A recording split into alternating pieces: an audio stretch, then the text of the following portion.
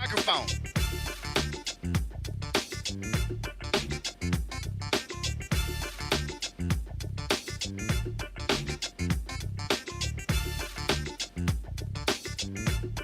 Hear me.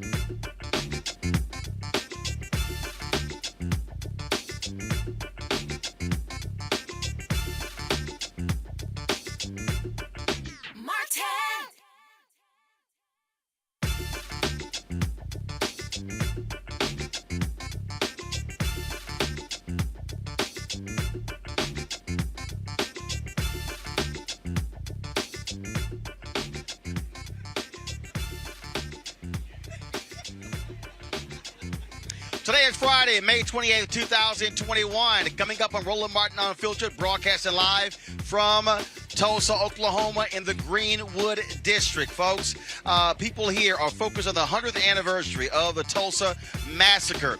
Still racial differences here in Tulsa. The City Commission angry that John Legend and Stacey Abrams have dropped out of the nationally televised celebration that was going to take place on Monday. They're blaming the activists here for demanding $50 million. They say that is not true.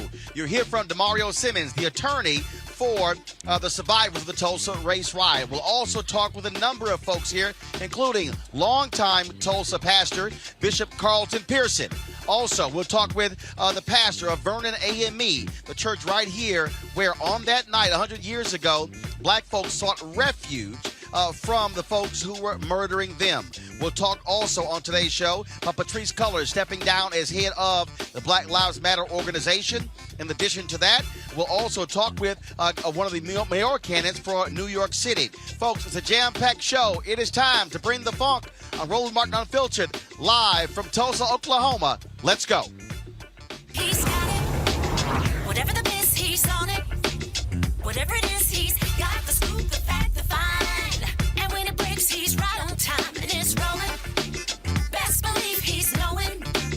Putting it down from sports to news to politics. With entertainment just for kicks, he's rolling. It's on go, y'all. It's Roland Martin, yeah. Rolling with Roland now. He's funk, he's fresh, he's real, the best, you know he's Roland Martin now.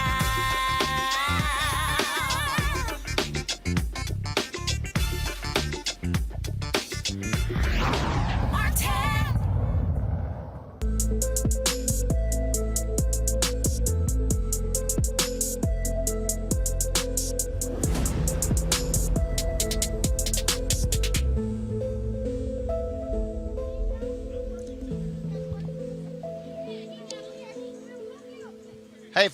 Hey, folks, Roland Martin here, broadcasting live from the Greenwood District in Tulsa, Oklahoma, where we are participating here in Black Wall Street Legacy Fest. And the event's taking place all weekend, culminating on Monday, which is the actual 100th anniversary of the Tulsa Race Massacre. Just to our left over here is the Greenwood Cultural Center. Also to our right behind us is Vernon AME, where African Americans who were seeking refuge from the white domestic terrorists 100 years ago, where they actually sought refuge. A number of different events going out here. You've got food trucks. You've got a legacy stage over there, a concert taking place. Well, a little bit later, John P. Key is going to be performing. And so we're going to be sharing that live with you here on Roland Martin Unfiltered. People are in a celebratory mood, but they still are focused on demanding justice for the folks who have been impacted by this, those survivors and the descendants of the African Americans who died 100 years ago in this area. Some 36 city blocks were completely decimated by white domestic terrorists, allowed to do so by the police. Tulsa and Oklahoma has never provided a victims compensation fund, and that is still being a huge controversy. We're going to talk about it in just a little second, but right now I want to talk to someone, longtime pastor here, very well known in Tulsa, Bishop Carlton Pearson. Bishop, step right on over here. Glad to see you. How you doing? Good to see you, man. I'm good. Good to see you as Thanks well. for coming. So, let's talk about this issue, what it means for this community. What does it mean in terms of this, yes, commemoration? I want to call it a celebration, as someone who has spent years here in Tulsa. Well, this is drama, what you see today. But what we're dealing with is trauma, PTSD. We've been traumatized as a culture. 100 years ago today, the buildings, we saw smoke and bloodied bodies. Over 300, we're still finding them unmarked graves. That same deadly negative spirit that kept it a secret for 100 years. It was a conspiracy of silence. How that could happen. I have relatives that moved away from Oklahoma when this thing happened in 1921, moved out to California where I was born. But that same deadly negative energy, we saw it on January 6th of domestic, white, angry, mob-minded, racist Many of them hiding behind their Bibles and in their churches in this city. This is the buckle of the Bible Belt. It should have happened here, but it's continuing in spirit. In so many ways, there's a lot of non-black people who love us, care, and who are with us. But that same undergirding, lying spirit is still alive, and we have to not only confront it, but combat it. One of the things that we keep hearing from folks here, and that is they want to ensure that the people here are getting the economic compensation that they say they deserve. This was an area that was black-owned. There were black restaurants. There were black hotels. There were numerous black businesses. There were all types of homes, fine homes here as well. And so here you have the city building a museum. They're going to open it, a $20 million facility, $30 million facility on Wednesday. And what you're still dealing with is the fact that Tulsa and the state of Oklahoma still refuses to provide resources, direct resources to the descendants and the survivors. And I keep saying the federal government set up billions of dollars for a 9/11 victim compensation fund. Yeah. Nothing for the people here, and you have actual survivors who are still with us. Alive, yes. Well, they did something for the Japanese. They did something for the Native Americans. They've ignored African Americans. Just the insurance. Most of these buildings were insured. The insurance companies refused to pay. They refused. You don't just repay, you repair and you replace. Everybody's only thinking about money. We need to build this whole street back up with black-owned and operated businesses that the government, first of this local city, this state, and of our federal government, we're dealing out billions of dollars right now. Why not this? This is the worst race massacre in American history. The only race ride where the Air Force, somebody so powerful in Tulsa, they could call the Air Force. That's never happened before. It may never happen again. But it happened here in Tulsa, and they kept it quiet. There's the scripture refers to spiritual wickedness in high places. I say high and hidden places. There's the mystery or the mist story of iniquity. Right here in Tulsa, a Bible town. I've lived here 50 years. I preach the gospel. I believe the gospel. But we have Christians that are anti this. You won't find a lot of white Christians coming to this. I'm very disappointed with that. I held the Azusa conference. I'm picking up Bishop William Barber. He's flying in. Reverend Jesse Jackson will be in tomorrow. We're going to confront these issues and continue. I was on the phone with Stevie Wonder yesterday. We must confront this thing with dignity, with class, but with forcefulness and make a difference. We can repair, repay, and replace.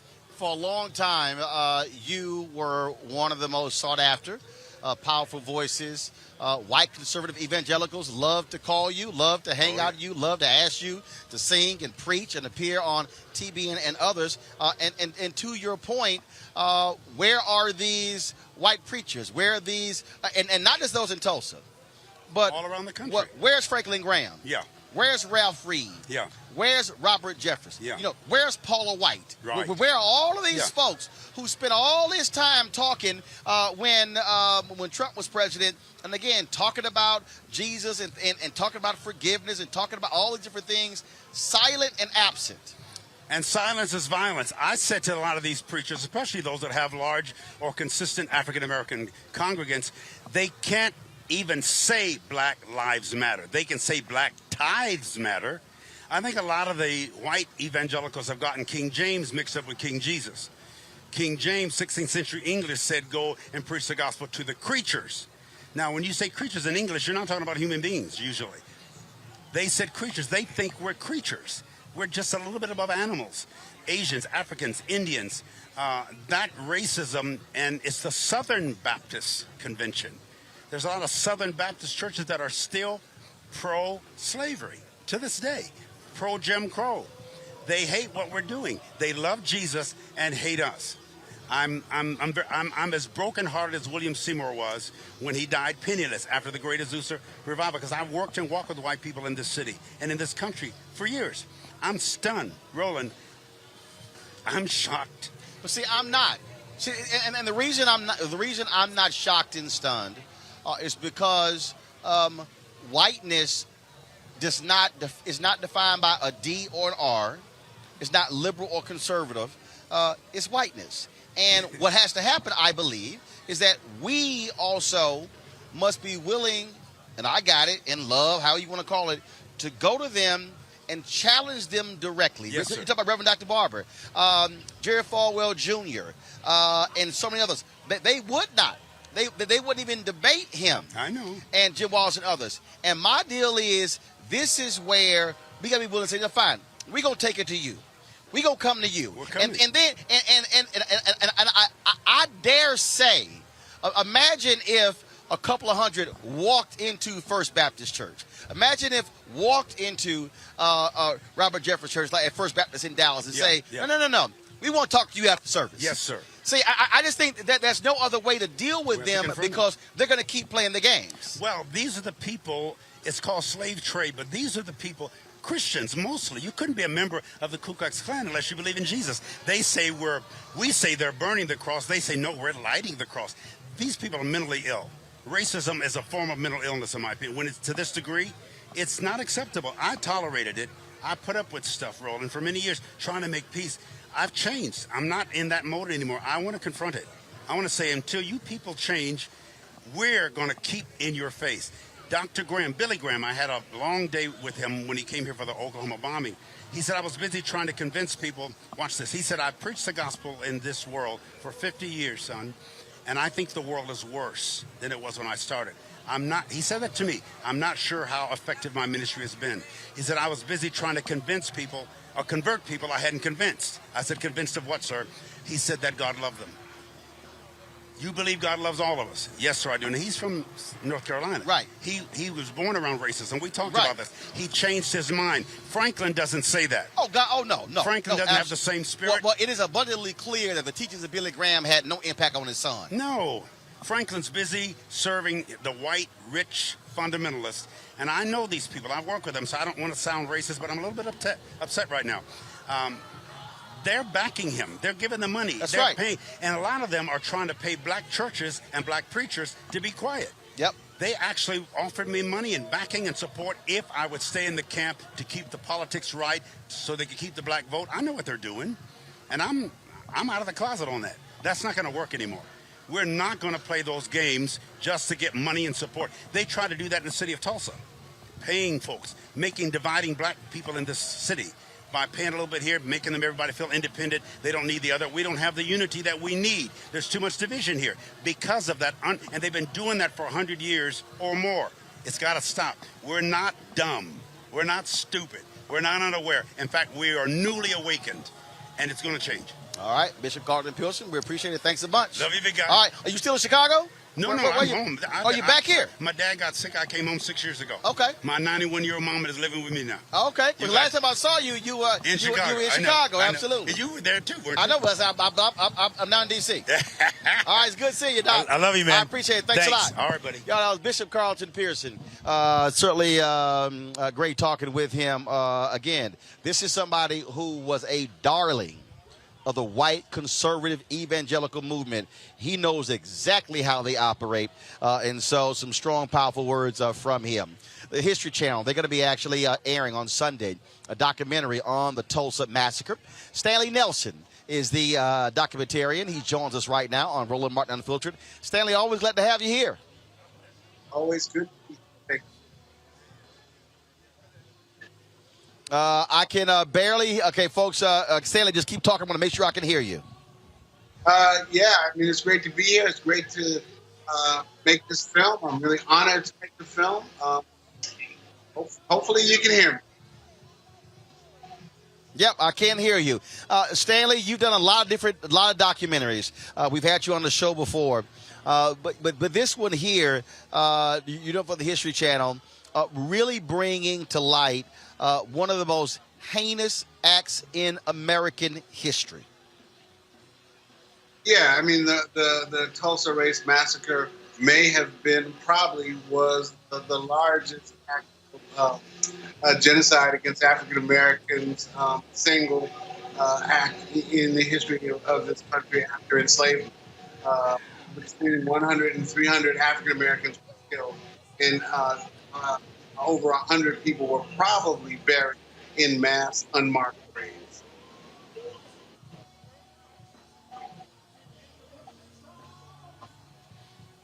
Looks like so Stanley. Look, we always learn something interesting and new when these things sort of happen. What jumped out at you when you were doing the research on this? What was the moment for you where you said, I cannot believe what I'm seeing? Well, just the massacre and the organized way that it was done. But even before that, one of the most amazing things is that, can you hear me? Yes, I can hear you. One of the most amazing things is the very formation of Greenwood and of Tulsa. The fact that African Americans, right after took their freedom and headed west, in covered wagons, on foot, on horseback, and to find their own communities where they wanted to live lives of prosperity and peace. And they found that in Tulsa and built this incredible community of Greenwood that was called the Black Wall Street because it was so powerful, and there were so many affluent African Americans there, with movie theaters, skating rinks, doctors, lawyers, grocery stores, barbershops, the whole thing in a very self-contained community that was destroyed because of white folks' jealousy in a 24-hour period. And that point you just made there, jealousy, that was the thing that Ida B. Wells Barnett talked about when African Americans were being lynched. The violence that was committed against black folks was because white folks said, damn, how dare these Negroes build institutions and achieve economic power even when we're oppressing them. They were even angry that we did so without them. Yeah. Yep. And the dollar stayed in Greenwood, so that a dollar earned outside of Greenwood by an African American came into the Greenwood community and stayed there, right? And didn't get spent back with white folks. And that set white people crazy. I also think that one of the things that happened was that they were about to lynch a young man. A young African American man was about to be lynched. And black folks went down to the courthouse, to the jail, with their guns, because they were talking about Oklahoma in 1921. So they had guns. African Americans had guns, and said, "No, you cannot just lynch this guy." And I think that was another thing that set white people crazy, was the fact that African Americans organized to defend themselves, and that was the inciting incident that touched off this mass riot, where not only were people shot and killed, but the whole community was burnt to the ground. And we're talking about 35, 40 square blocks of a community that was totally devastated. They actually dropped bombs on Greenwood, and deputized the mob and gave them rifles to go kill people. Here is a clip of the documentary on the Tulsa Massacre that will air on the History Channel on Sunday from Stanley Nelson. Folks, watch this. The story of the Tulsa Massacre was actively suppressed. Tulsa was the best place for African Americans. People refer to it as Black Wall Street. The Tribune published a story titled "Nabbed Negro for Attacking Girl in an Elevator."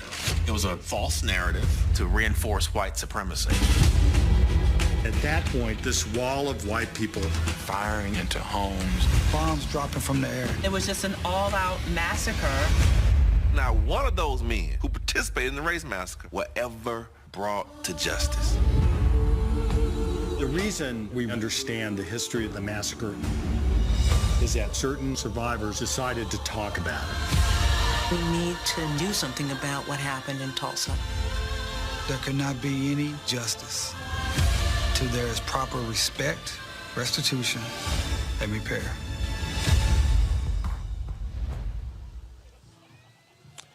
Stanley, what jumps out there, Stanley, is the fact that not one person brought to justice for this massacre that took place 100 years ago.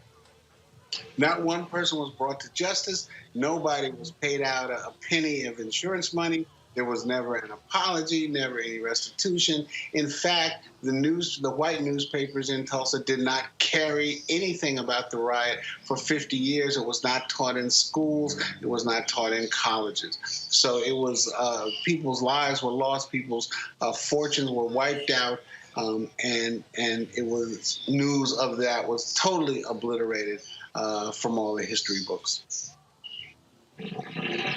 All right, Stanley Nelson. The documentary airs 8 p.m. Eastern, 7 p.m. Central, Monday on the History Channel. I look forward to checking it out, my man.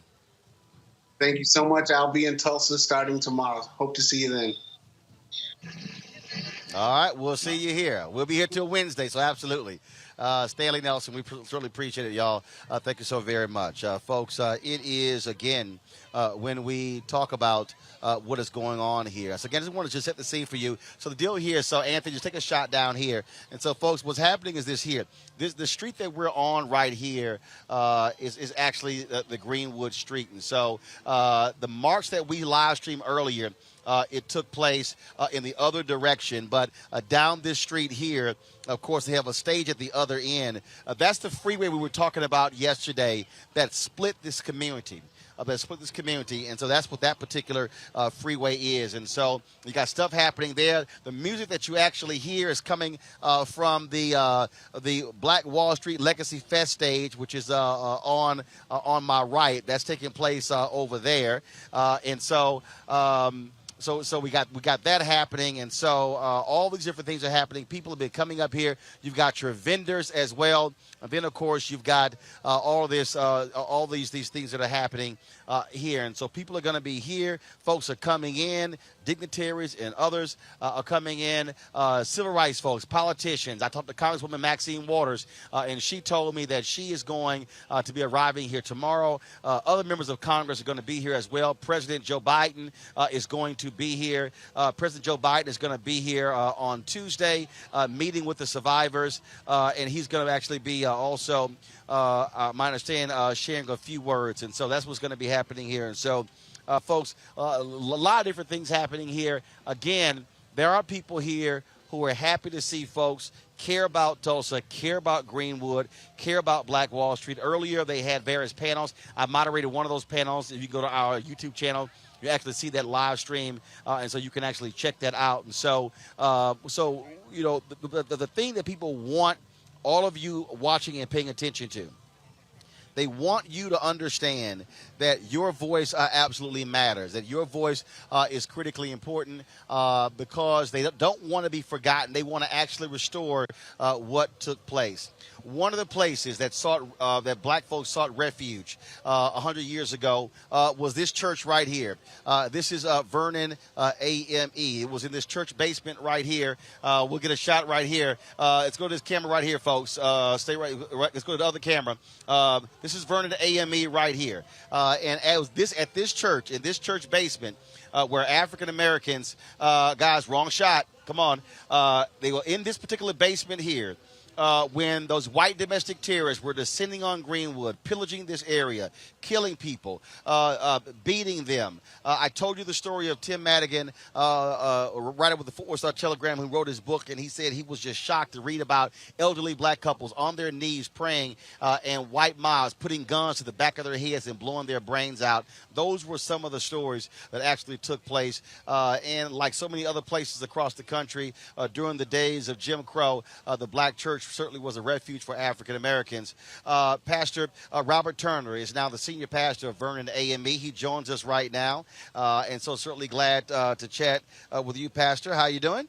Well, how about you? Doing great. So I got to ask you first and foremost, share with the audience what this church has meant for this community since its inception. This church, Historic Vernon AME Church, and first of all, good to be on your show. I love your show. I watch it all the time. But this church is considered to be the grandmother of Greenwood. We are the oldest continuous landowner in the entire Greenwood district, and we've been here at this location since 1908. And during the race massacre of 1921, our superstructure was destroyed, but miraculously, our basement survived. And after the massacre, we rebuilt our sanctuary, and we still worship in the same one of folks who rebuilt in the entire Greenwood community. And today, she still stands as a remnant of what was once here throughout the whole area. And we were talking earlier, share with folks again in terms of what happened on May 31st. On the early morning hours of June 1st, the role that this church played in being a safe haven for those who were trying to escape these white domestic terrorists. Yeah, so during the massacre, when they destroyed over 1,256 homes and 600 businesses and 300 people killed and 10,000 folks made homeless in less than 18 hours, the first time bombs dropped on American soil, people sought refuge in the basement of our church. They came and they huddled up in our basement in the room that was not burned, and we still have that room today, and it's called our refuge room. And since then, once we rebuilt, our church was utilized by the local high school because their principal was a member here at our church, and we have been a place of refuge and safety for our entire community ever since. After COVID-19, we had a feeding program ministry that we just started on March 18th, and we've been feeding people every day ever since, and we just surpassed 370,000 meals out of our church doors. One of the few places in the whole state that have not closed since COVID-19. There continues to be a lot of tension here in Tulsa between the black community and the white community. Whites make up 62% of this city, African Americans 15%. And this city and this state, of course, they created the commission in 2001, but they refused to deal with the economic aspect. In many ways, that mirrors what this nation has always done, and that is it wants to deal with everything but the economics. And talking to the only black city council member yesterday, she said that she's tired of trees being dedicated, benches being dedicated. She said if we don't deal with the money, then there's no real conversation. And so from your perspective, where does this city stand? And I keep hearing from people who say, until that happens, we are not going to stop. Yeah, I agree. And I think that what we need from our city is some legislation and some ordinance passed. We have not had anything as far as reparations since the massacre, right? And it is past time that we stop, just saying apologies, and we start having some advocacy and action behind that. And we have, I think right now, people in office that are willing to do that. We just need them to exercise that courage and to vote for reparations. And we need our mayor to sign off on that as well. And not just even locally. I'm a part of National African American Reparations Commission, so I support H.R. 40. And I'm a huge proponent of that. This nation has yet to repair the harm from her original sin, which is racism. But you also have, though, folks within the black community where you have a lot of disagreement, where you have dissension. There are some who say they are in full support of the museum that the city has built. They'll dedicate on Wednesday. The other African Americans say they will not step foot in that museum. There are others who say some black folks have sold the community out. Some folks are standing with them. And so how are y'all dealing with that as well? Because, look, if you have internal dissension and black folks fighting one another, then you do not have a unified front in trying to fight a majority white city like Tulsa. That's right, and that is problematic. I'm one that believes we can walk and chew gum at the same time. We can honor history and advocate for justice for history at the same time. For an example, when we had the Smithsonian African American Museum place in D.C., as beautiful as it is, nobody was saying that money should have been used for reparations. It was used for the museum, and we should have that. I think history is important. When the Alpha Phi Alpha fraternity chose to honor Dr. Martin Luther King, nobody said, well, that should just be for reparations. No, we need to honor Dr. King for what he has done, and so we can do both. We can honor our history and advocate for justice for our history at the same time. And I think that the more people that know about our history, to me, that is a way of evangelizing about the need for repair from our history. But should the city also be mindful of, in essence, marketing this? And what I mean by this, and I said this on yesterday, and I said it on the panel today, black pain was created 100 years ago by the city now wanting to profit off of black pain, is now black porn. And so it's problematic to me for them to now promote tourism, to come to Tulsa. Oh, yeah. To come see the museum, to experience all of this in telling the story. They've traveled to Alabama and visited those places, Birmingham and Montgomery, where they've also marketed civil rights as well. But when you so you're making money. So hotels will make money, restaurants will make money, tour limousine companies, tour buses will make money, but this community not getting any of that money. That's right. You get no argument from me. I vehemently agree that if this city is going to do right by the taxpayer dollars of black folk, not just today, but in 1921, the folks who had their houses burned down and the fire department didn't put out one fire, they paid taxes to the same fire department that watched their houses burn. They paid taxes to the same police department that didn't make not one arrest. We still pay taxes to support our district attorney's office that has yet to investigate the worst crime in our cities and our state's history. And so I absolutely agree that black people have been paying taxes in the government and in the country that has yet to given us full benefits of our tax dollars. All right, then. What do you hope happens for Wall Street Black Legacy Fest? Their events end Monday, March 31st, news conference on Tuesday. What do you hope happens June 2nd? I hope that, to go back to your original point, I hope that when people come here, even for the Legacy Fest, when people come here for the museum opening, I hope when they come here that they realize this is not just a tourist site. This is not Disneyland. This is still the largest crime scene in America that has never been investigated. So the ground that people are walking on, people are buying clothes and eating food and dancing to music right now. Blood is right here. And I'm reminded of the story in the Bible where after Cain killed Abel, God came and met Cain, and said, "The blood of your brother cries out to me from the ground." And the blood of the people who were killed right here on Greenwood is still crying out. And so as folks are enjoying themselves, I hope they realize that all of this is sacred ground, and it's been made sacred by the blood of the martyrs. So when they come here, realize this is sacred ground and behave themselves in accordance. And on June 2nd, I'm going to be still here protesting. I go out to City Hall every week, going to City Hall with my Bible and bullhorn, demanding that this city repent and repair for what she did. Recognize the harm, confess the sin of racism and white supremacy, and repent from it and repair of it. And not just tomorrow, not next week, not next year, but now. Reparations now.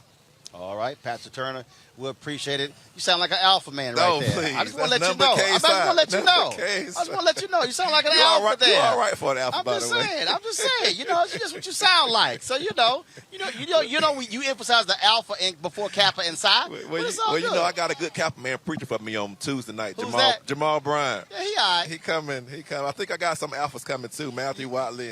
Yeah, is you Otis do. Moss. Yes, he is. Yes. Oh my. And his daddy. Oh my goodness. Yeah, don't get it twisted. Oh my. Yeah.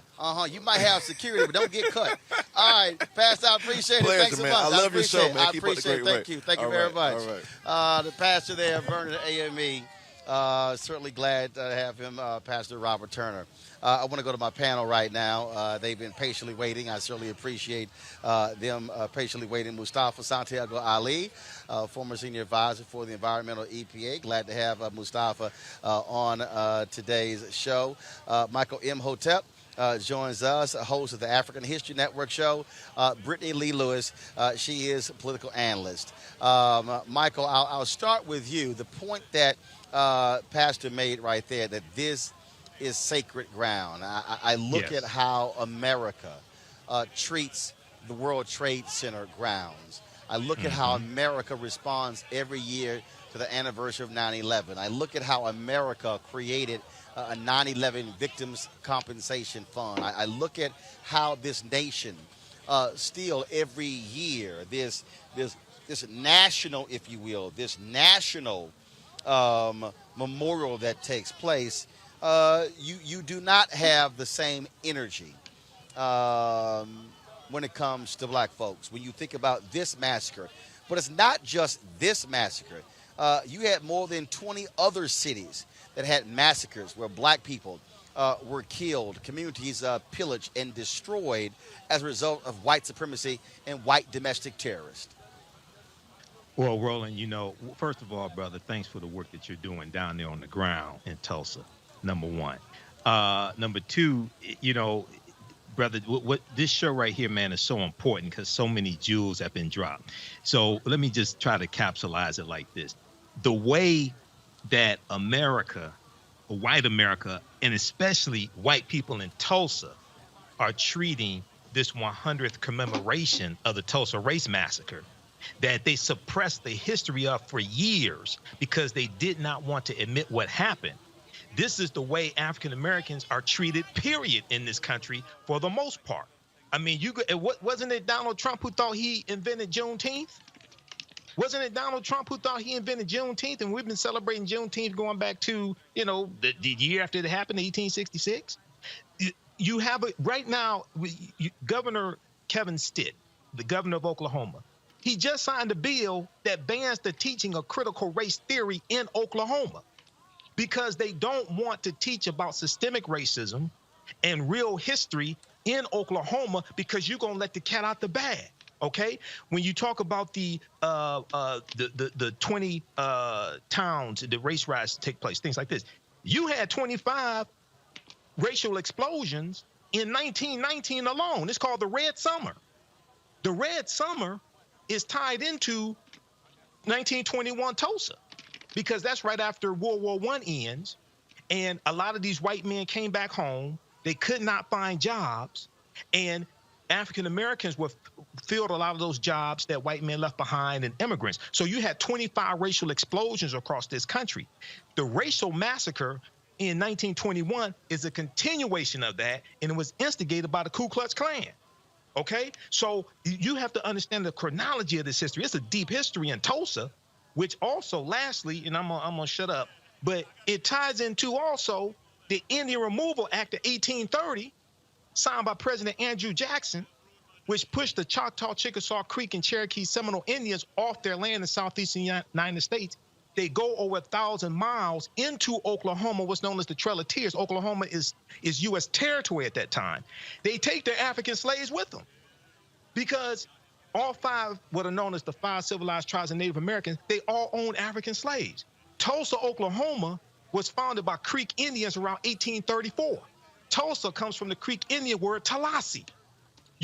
A lot of the early landowners, black landowners in Tulsa, they got land from what's known as the Black Freedmen Indian Treaties of 1866. It's a deep history there, but we have to teach this history, and this history has to be taught in every school across the country. What you saw January 6th, that insurrection, that's a continuation of the insurrection, the destruction that took place in 1921. We can't let that happen again. This history has to be taught. Absolutely. Brittany, when we think about what's going on here, let's talk politics. Senator John Langford, who was a member of the Tulsa Massacre Centennial Commission, resigned from the commission. He felt that the commission has gotten too partisan because he voted along with the folks not to certify the election on January 6th. Black folks here said, you got to get the hell off this commission. This is the same state where the governor just signed a bill proclaiming a highway in this state named after Donald Trump.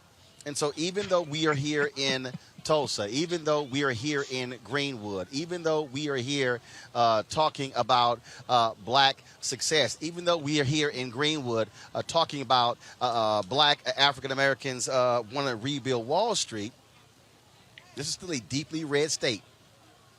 Mm-hmm. Yeah, absolutely, Roland. And it's so interesting. Something that really stuck out from the last interview that you had that just really didn't sit with me right is thinking about black folks, having paid taxes and continue to pay taxes to a city that refuses us to give the full benefits of our tax dollars. And until we get those reparations, those apologies, those acknowledgments, those benches, those trees, really, really, quite frankly, amount to very little. And I just hope, I pray that the state of Oklahoma and the U.S. government do the right thing and provide reparations. I mean, we talked about it. You've been talking about it. It's mass murder. It's arson. It's looting. It's 10,000 left homeless. 40 blocks obliterated. There needs to be justice. And I do want to take a moment to just thank God for the survivors and their determination to tell the story, both then and now, because we know that the Tulsa Tribune refused to write anything about this massacre for more than 50 years. And the only reason why we understand the history of the massacre is because of these survivors that decided to talk about this and never forget, even as they, and we know they faced intimidation and were told to remain silent. So I'm grateful with them. And I just really pray that the government does right by us. I mean, I'm not holding my breath. But I pray that they do right by these survivors in our community. But, Mustafa, they're not going to do right until they are forced to do right. Exactly. I mean, you knew Greenwood was going to be powerful. It was founded in 1906. And then, for 15 years later, they were building power. And then, of course, what happened in 1921. So how do we make sure that we hold our federal government accountable? Because we know that the state is not going to do the right thing. So President Joe Biden is going to be there. So he should also, in those remarks, be sharing about those federal resources that they are going to utilize to revitalize the Greenwood community. He has the ability to actually redirect federal funds, to make sure that housing dollars are going there, to make sure that transportation dollars are going there, to make sure that they have the right types of healthcare facilities in place, to make sure that there are the job programs so that we are building wealth once again inside. And we can actually redirect those dollars around the state if the state doesn't want to do the right thing. But you can build accountability into that process to make sure that real restitution and reparations makes it to the areas that need them the most. So if we want to really talk about addressing systemic racism, then we got to make sure that we are also building the wealth inside these communities so that they stay strong enough that even if they are in a state that you may label as red, that they can continue to thrive. They've already had to deal with the survival aspect. We need to move them from surviving to thriving. Folks, there still is controversy here. We told you yesterday that Stacey Abrams and John Legend, the event featuring them on Monday has been canceled. On Monday, they planned a nationally televised event that would feature Stacey Abrams and other speakers, and there would be entertainment from John Legend.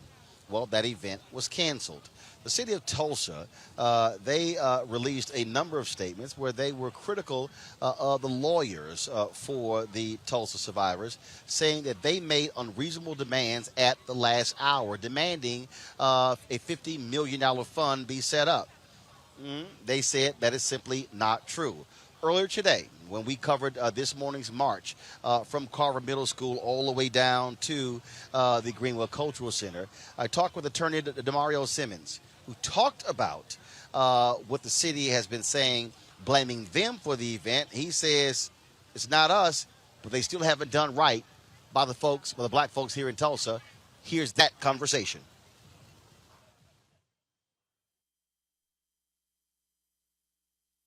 Hey, what's up? Attorney Demario Solomon Simmons, Justice for Greenwood Foundation.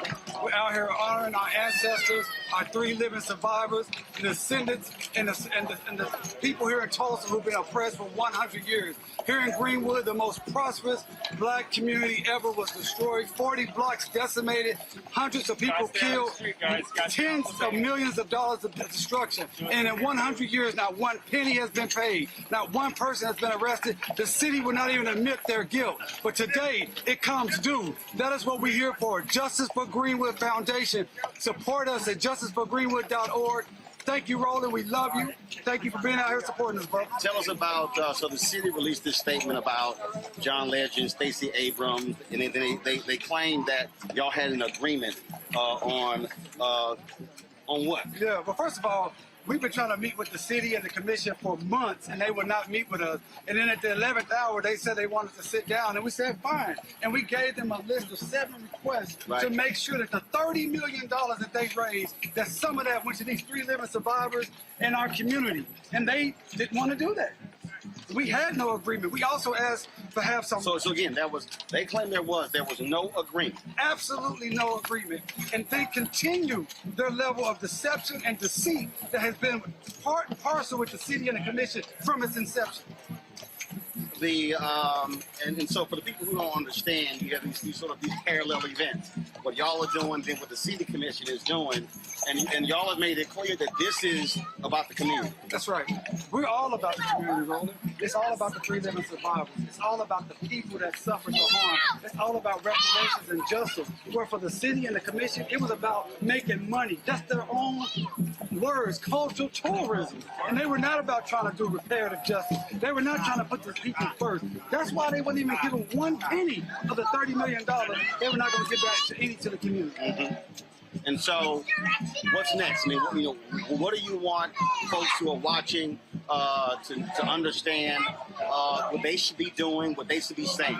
Absolutely. They should be saying justice for Greenwood.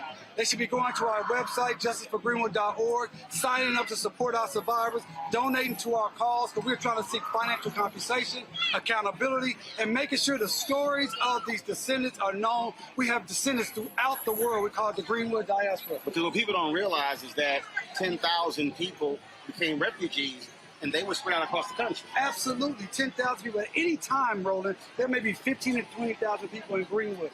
Greenwood was the city for all the black towns around Oklahoma. Greenwood was the crown jewel, and these people lost everything and were dispersed to Kansas City, Dallas, Oklahoma City, New York, Baltimore, California, everywhere. And we're trying to capture those stories and get resources to those people. All right, then. Give us the website. www.justiceforgreenwood.org. That's justiceforgreenwood.org. Roland, we always appreciate you. Support this man, Black Media. He makes sure that our stories are told our way, and we cannot be silent. Support Roland Martin. Get down with the Bring the Funk fan club. I am a proud member. I appreciate it. I appreciate it.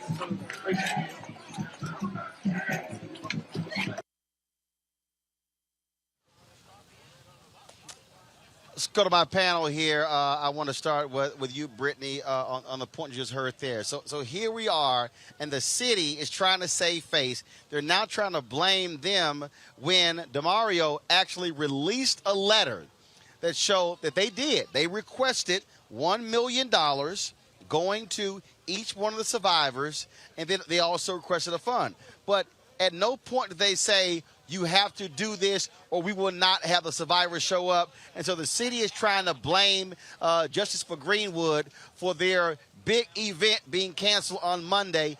They really wanted this nationally televised event, but the people here say, show us the money. But so you still have the game still being played here in Tulsa. Wow. I mean, everything is just really coming full circle, and it just goes to show you, Roland, that literally nothing has changed, right? It's the changing same.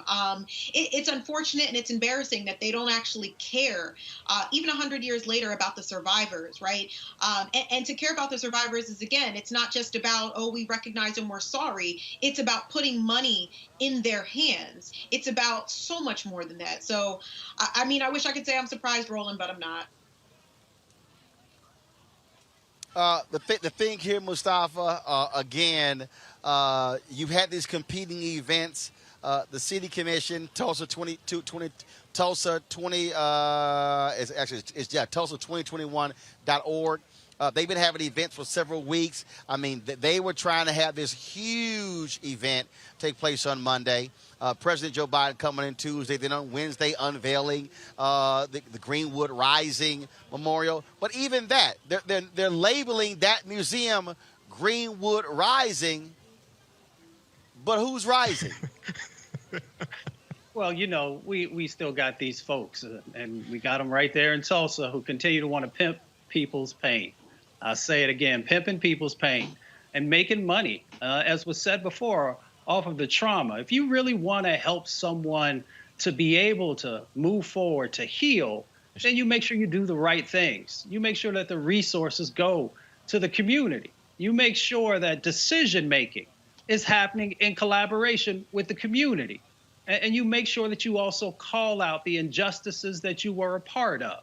They've made huge amounts of money from 1921 on out of this community. So it's time for them to make the change. And if not, people should call it out. People should be making phone calls and sending emails and letting them know, all the folks across the country, what your expectations are of how you are going to better support this community and how you're going to make them whole. Michael. Brother, they should call that exhibit Getting Over on Greenwood. That's what they should call it, because that's exactly what they're doing. Personally, I don't think, from my understanding, the Tulsa Race Massacre Centennial Commemoration is controlled by white people and Republicans. That's my understanding of this, okay? I don't think they wanted the survivors there in the first place. Because if you have the survivors there, then the survivor is going to talk, okay? And is really going to expose what's taking place. So then you have a contrast, okay? When No, Michael. They want them there because they want the picture. They want the visual. Yeah, they want the photo op.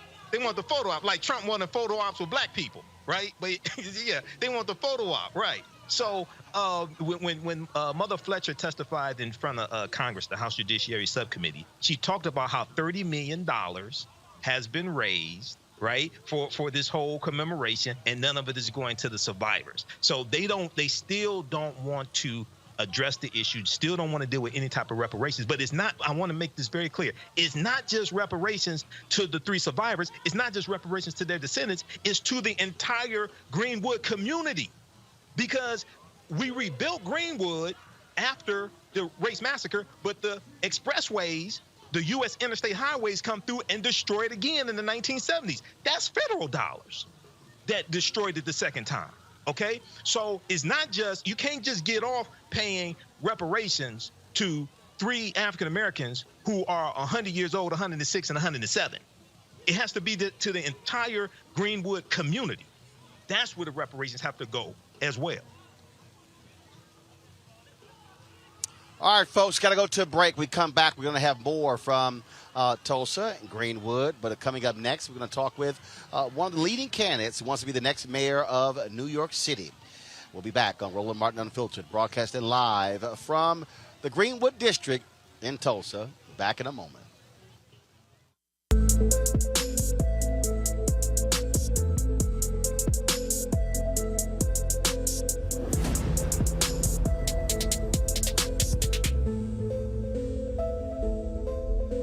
Hello, I'm Nina Turner. My grandmother used to say, all you need in life are 3 bones. The wishbone to keep you dreaming, the jawbone to help you speak truth to power, and the backbone to keep you standing through it all. I'm running for Congress because you deserve a leader who will stand up fearlessly on your behalf. Together, we will deliver Medicare for all, good jobs that pay a living wage, and bold justice reform. I'm Nina Turner, and I approve this message. When you study the music, you get Black history by default. And so no other craft could carry as many words as rap music. I try to intertwine that and make that create whatever I'm supposed to send out to the universe. A rapper, for the longest period of time has gone through phases. I love the word. I hate what it's become, and to this generation, the way they visualize it. Its narrative kind of like has gotten away and spun away from, I guess, the ascension of Black people.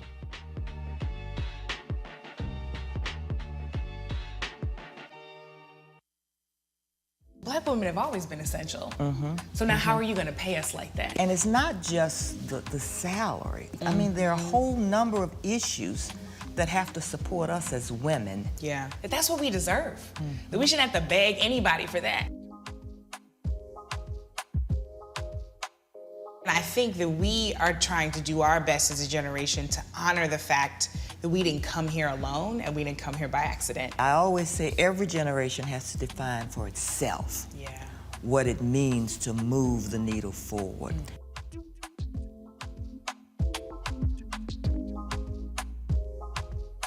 Black TV does matter, dang it.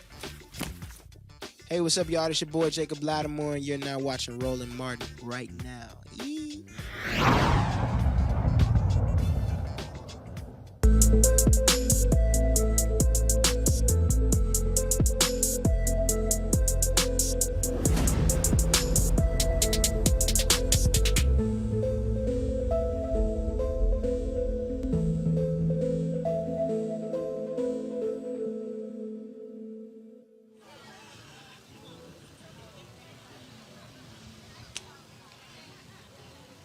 All right, folks, welcome back to Roland Martin Unfiltered here from the Greenwood District in Tulsa, where folks are commemorating the 100th anniversary of the Tulsa Race Massacre. We've talked about public officials and why they matter, why it's important who is in office. Well, that's also the case in New York City. We've been talking to a number of mayoral candidates. Right now, we want to talk to Kathryn Garcia, who is also running to be the next CEO of New York City. Glad to have you on Roland Martin Unfiltered, Kathryn. I'm so thrilled to be with you this evening. First, going to ask you this here. I'd love for you to comment on what's happening here. Look, you want to be mayor of New York City. If elected, what would you say to your Republican counterpart? What would you say to the mayor of Tulsa when the people here are saying you need to create a victims compensation fund for this community and not have the city be focusing on tourism dollars and being able to generate revenue? What would you say to him? Yeah, the thing that I would say to him is you have to actually address what happened 100 years ago in a real way, in partnership with communities. And if they are saying, I need you to self-fund some of these things and make sure that this community is really taken care of, that's what you need to do. Your job when you're an elected official is to be listening to your electorate about what they need so that they can have a better life. Speaking on that, that's one of the things that folks in New York City have been saying. You're running to replace Bill de Blasio as the next mayor of New York City. And so what would you say to African Americans there in New York City? New York City is the largest collection of black folks outside of Africa. What would you say to them as to why they should be voting for you to be mayor of New York? Yes, and my brother is one of those members of the African American community because I was adopted, as was he.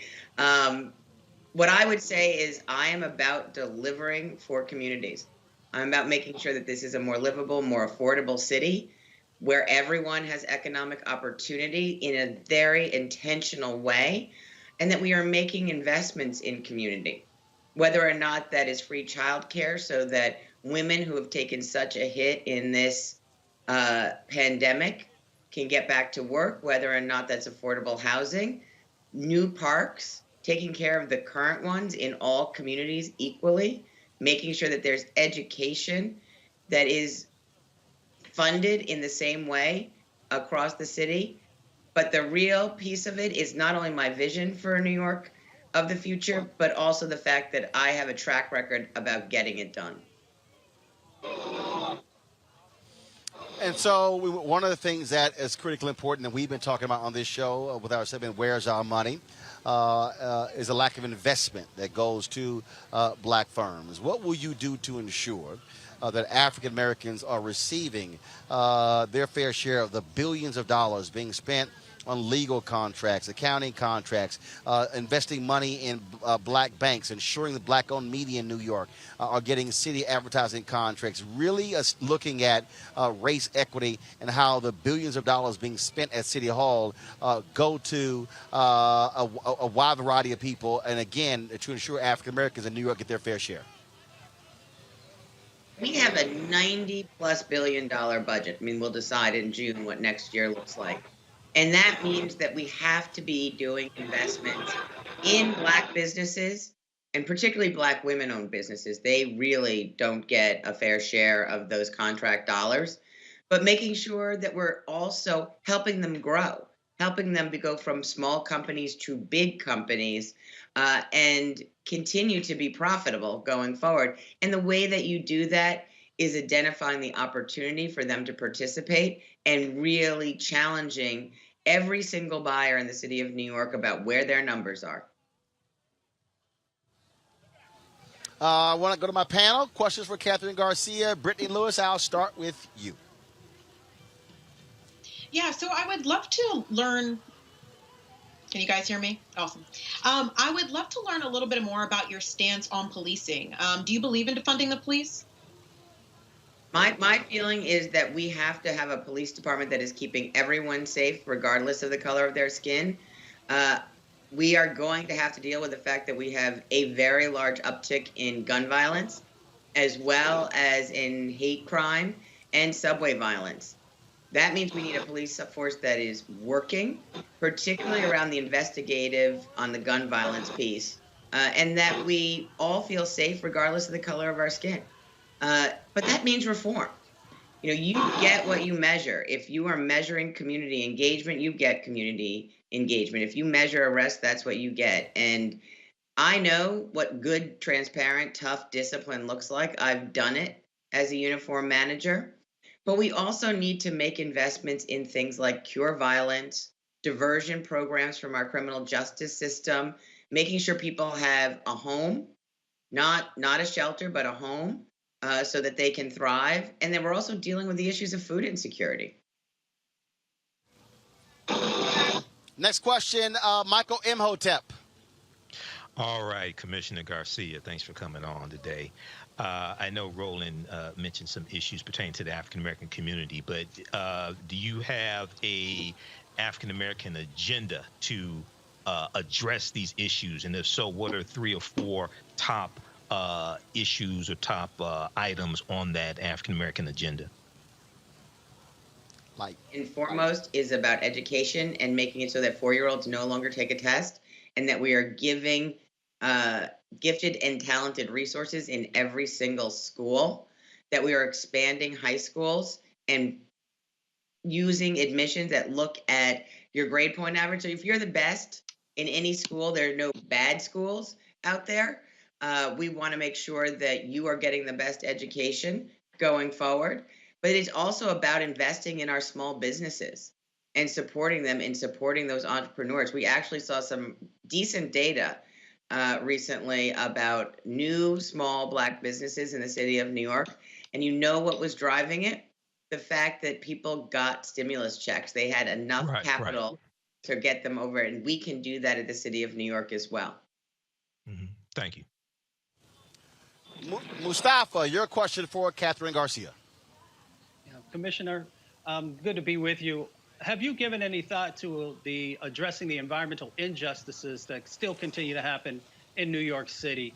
Asthma rates are about 10% across the city. We know that in African American and Latinx areas that the rates are even higher, and we understand that when folks are dealing with that significant public health condition, that it extracts opportunities for education, folks being able to go to work, a number of other things. So how will you address the environmental injustices happening there in New York? And I am very aware of the environmental injustices that have gone on. You know, I banned number 6 fuel oil, particularly problematic in Upper Manhattan and the South Bronx in our asthma belts. You can see the difference in the air quality. Also making sure that we had waste equity, that there weren't transfer stations in only poor brown and Black neighborhoods, and capping those permits. But it is also about creating a more livable city. And by that is, how do we green those neighborhoods, change that air quality, make sure that their housing stock is safe. This is what changes the health of people on the ground. But I also have a robust agenda around ensuring that they have access to health care. All right, then. Well, Kathryn Garcia, we certainly appreciate you joining us at Roland Martin Unfiltered. Good luck. It's a lot of y'all running, and so it's going to be a tight race to the end. And also, New York, you have ranked choice, correct? Ranked choice, yes. It's going to be a totally different race this year. So it's you get to pick your top 5. Top 5, got it. So I absolutely got it. Well, I appreciate it. Good luck. Then we'll see what happens next month. Thank you much. Great to be on. Thank you very much. Folks, let's talk about what happened on Capitol Hill today, where Republicans filibustered the creation of a January 6th commission and falling 6 votes short. You had Democrat Kristen Sinema, who didn't even show up for the vote. I guess she figured it wasn't going to get 60, so why show up, even though you're paid to show up. And it is clear, Mustafa, that Republicans don't care about this country. Democracy is in order. And I would hope Joe Manchin now realizes all that talk about bipartisanship is all BS, because if they wouldn't vote for this, even when you have the mother and the wife of a Capitol Hill police officer who died, and they still voted against it, these people are scared to death of Donald Trump. And they don't want the truth to come out about how other Republicans were complicit in what took place on January 6th. No, I agree. I mean, it's completely hypocritical. That's the only way to define the actions of the Senate Republicans today. And of course, as you said, there were a couple of Democrats, too, who get paid to show up and to vote, and they didn't do it. So they need to also be held accountable for that. But it's interesting because the Republicans keep telling folks that, you should just move on and don't worry as much about what happened on January the 6th. But yet they refuse to move on with the fact that Joe Biden actually won the election on November the 3rd. They really don't want folks to unpack and really have a deep dive into what's going on, even though we see hundreds of people have been arrested or charged at least and arrested for their participation in this, as they begin to unpack and see if there were also some additional sets of actions and relationships by some of those folks who work up on Capitol Hill.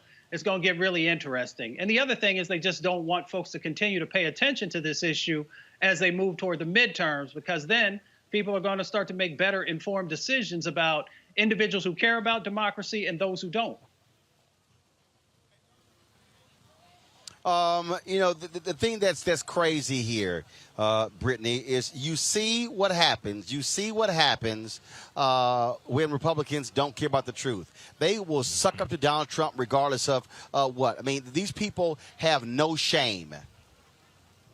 Oh, yeah. I mean, we knew that they had no shame when they ousted Liz Cheney. I was like, this is one of the most conservative people. Like, she's part of a conservative dynasty, and you're going to let her go? I mean, they really completely bowed down to Donald Trump at this point. And, I wish I could say I'm surprised, but I'm not. And it is also another reason why it's very clear that we need to abolish the racist filibuster, because we can't hold the Republicans accountable. And moreover, we can't put forward more progressive legislation, which is deeply problematic. And it's clear, Roland, that the GOP just doesn't really give a damn about this country. They claim to be the party of law and order. They are not. It's really a shame what the Republican Party has essentially gone into, which is a party of chaos, conspiracy theories, lies. And as was mentioned earlier, the hypocrisy is just so blatant, because we all know what would happen if the people rushing the Capitol looked like us. It wouldn't even be a conversation. Oh, and that's why Michael, I don't care what people say. If you are a Republican and you support Donald Trump and you're a MAGA person, and you believe the election was stolen, I want every single one of them to lose. I don't care what anybody says. In fact, Matthew Dowd basically tweeted. He said, there's only one party in America that cares about democracy. He said no Republican who supports this should get supported from anybody. And so y'all can sit here and yell, holler, scream, you saying vote Democrat. I'm saying right now, Republicans in America do not care about right and wrong. They care about power. They care about electing evil people. I want all of them to lose. Exactly. It's not about a political party. It's about the policies. But, I mean, you can vote independent. But we're talking about these traitors that refused to vote, that voted against having this commission after Republicans negotiated with Democrats. Including Senator Tim Scott of South Carolina. Yeah, including Senator Tim Scott of South Carolina, who also voted against Kristen Clark becoming heading up to the Civil Rights Division of the Department of Justice. Okay, so brother, we really have to pay attention to these votes that are taking place. You had 212 Republicans in the House of Representatives that voted against the George Floyd Justice and Policing Act after crying about George Floyd and talking about how bad what happened to him, things like this. They voted against that. You had no Republicans in the House or the Senate that voted for the American Rescue Plan, and now they're voting against it, with the exception of 6 Republicans in the Senate, including Susan Collins. 6 Republicans in the Senate voted for the commission. But now you have Republicans in the Senate voting against this commission that and these people tried to overthrow the government. Okay, January 6th. So this is an example of how elections have consequences and how dangerous this is. It's not about a political party, it's about policies. These traitors have to go. They violated that oath to the Constitution. These traitors have to go, and because they're going to keep doing it. Indeed, Mustafa, they're not going to change. They're going to keep doing what they've always done. They do not care. They do not care. They are all about Donald Trump. They are all about what this man cares about. That's all they care about. And I keep telling people, you can't negotiate with terrorists. You can't negotiate with the people who have no shame. They all need to lose. And y'all can sit there all y'all want to. Y'all can sit there and talk about, oh, this, that, and the other. I'm telling you, Pat Toomey is not running for re-election. Democrats should take that seat in Pennsylvania. Burr is not running for re-election in North Carolina. Take that one. Ron Johnson in Wisconsin needs to be booted out of the United States Senate. Look, right now it's 50-50. There's no reason in the world Democrats next year do not have a 54-46 majority, as what should happen, because these people are evil. And if they are willing to still fight for Donald Trump and they want that man to run in 2024, the hell with all of them, Mustafa. Well, you know, it's that old adage, when someone shows you who they are, believe them. They've shown folks time and time and time again. Donald Trump showed folks for 4 years, time and time and time again, that he didn't particularly care about the majority of the country. So if you know that, it's foolish. It's almost like walking down an alley, somebody punch you in the eye, and then you decide to walk down it every day for the next year and expect them not to punch you in the eye. We know what needs to be done. The Democrats need to do it because it's best for the country. And that means that you got to get rid of the filibuster, and you got to get people motivated and interested in voting in the midterms in even larger numbers, because we've seen all these actions, these Jim Crow-ish sets of actions to try to eliminate percentages of folks from being able to vote. So if you know all this stuff, then you got to go ahead and do what you need to do in the moment so that you can protect the future. Absolutely. All right, folks, got to go to a break. When we come back, I asked the pastor what happens on June 1st, June 2nd. I'm going to talk to a man next who's going to talk about the uncovering of the mass graves. That's next. Roland Martin Unfiltered, broadcasting live from the Greenwood District in Tulsa, Oklahoma, site of the 100th centennial commemoration of the Tulsa Massacre. We'll be back in a moment.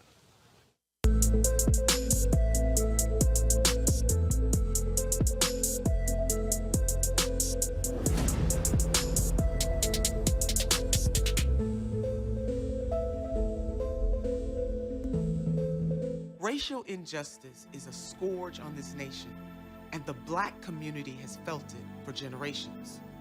We have an obligation to do something about it. Whether it's canceling student debt, increasing the minimum wage, or investing in Black-owned businesses, the Black community deserves so much better. I'm Nina Turner, and I'm running for Congress to do something about it. When you study the music, you get Black history by default. And so no other craft could carry as many words as rap music. I try to intertwine that and make that create whatever I'm supposed to send out to the universe.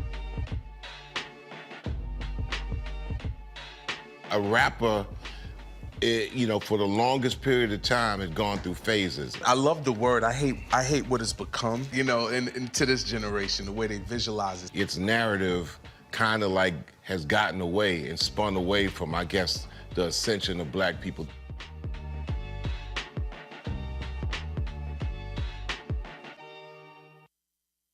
Black women have always been essential.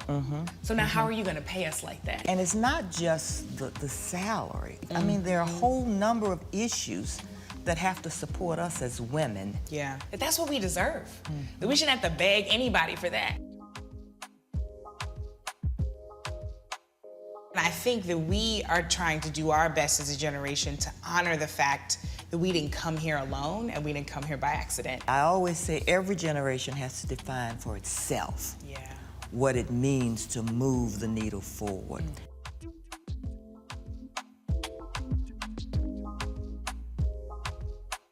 Hello, everyone, I'm Godfrey, and you're watching Roland Martin Unfiltered, and while he's doing Unfiltered, I'm practicing the wobble.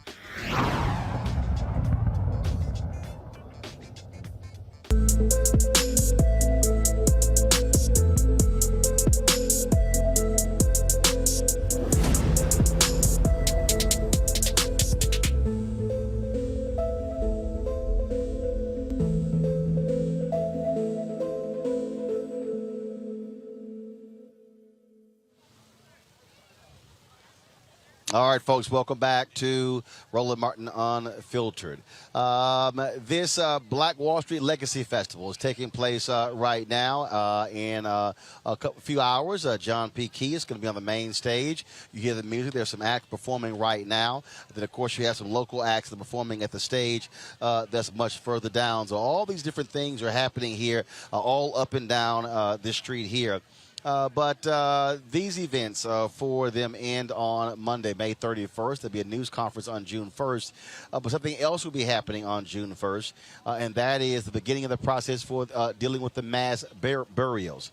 Officially, they claim 37 people were killed 100 years ago. Other estimates put it at more than 300.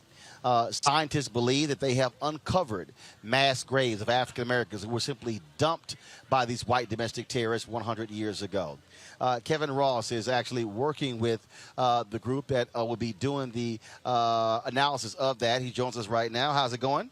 Doing well. How about yourself? Doing Welcome great. to So, Tulsa. I appreciate it. So first of all, tell folks your family history as it relates to this Tulsa Massacre, this commission, this cultural center. So go right ahead. Okay. Like I said, my name is Kevin Ross. My father is State Representative Don Ross, who not only created the Greenwood Cultural Center, but he authored the bill that led to the creation of the State Commission to study the Tulsa Race Riot of 1921. Now, his grandfather, Isaac Evitt, owned the Zulu Lounge. That overpass that severed our community is where the footprints of that business. He was not able to repair, rebuild, reopen.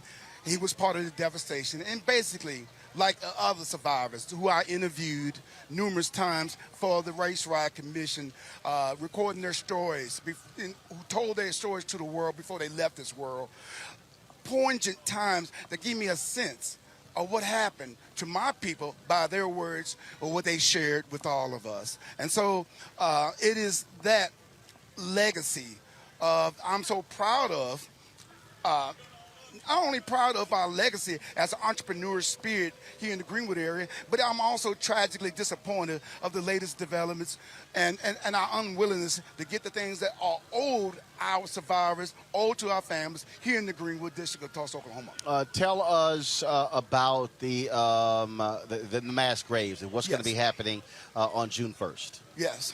I am the chairman of the Mass Graves Investigation, and on June 1st, and we picked a day specifically, to go back in that grave where we had sat down, dug into the earth, 8 feet into the ground, and we found these tombs, those coffins, side by side, stacked like you see in a case of dominoes.